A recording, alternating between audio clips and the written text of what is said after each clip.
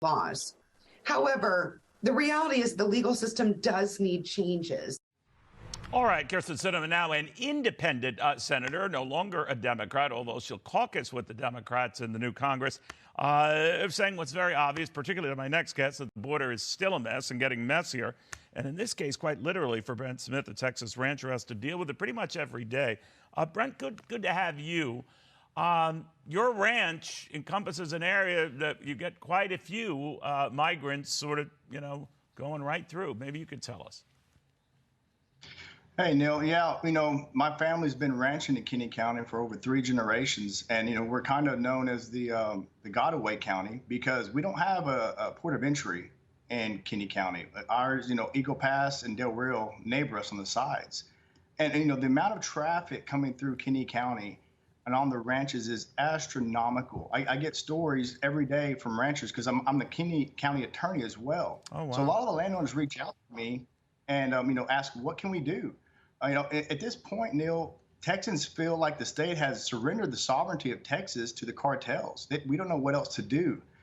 And I think it's important for your viewers to know there's 2 people that can end this crisis. One, obviously, being Joe Biden, but Governor Abbott is the other one that can do things to secure the border. And each night, Texans are praying that, something happens with the governor to where we get the border secured and we get to live the life that we've been used to for generations. But that's not occurring right now. You know what's kind of interesting about your plight, Brent, is we always think of the trouble at the border. You're not directly on the border, but you're next to towns and communities that are, and you get that flow of migrant traffic. Now, the fear is that when Title 42, if it were to go away, and even now the administration is pushing to deal with this until maybe after Christmas, but eventually if it does go away, then what do you fear? I've had a lot of landowners contact me about Title 42 going away. What are we going to do? This is already a dumpster fire of a mess, and it's going to get worse when Title 42 goes away. We don't know, Neil.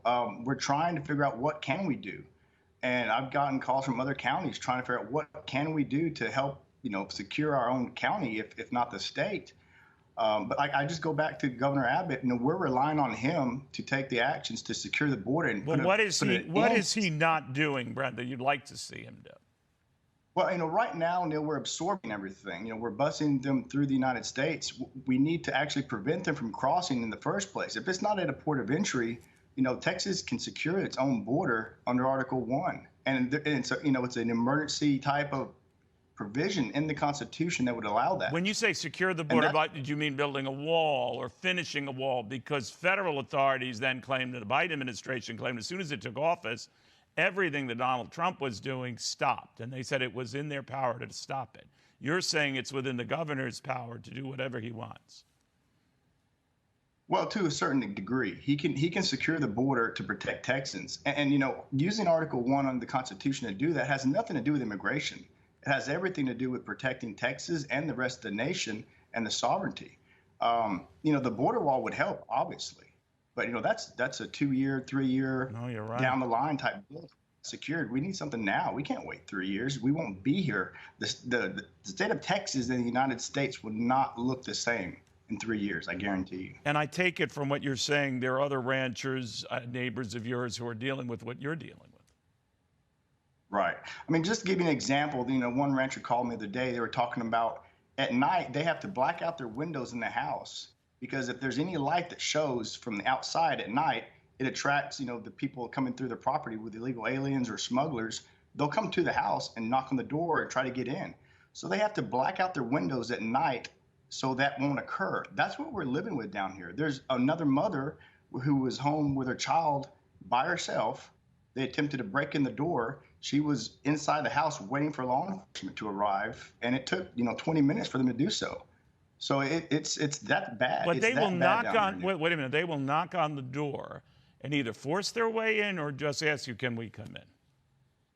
Both. There's circumstances with both. There's people that have to barricade the doors at night because literally they will knock down the door.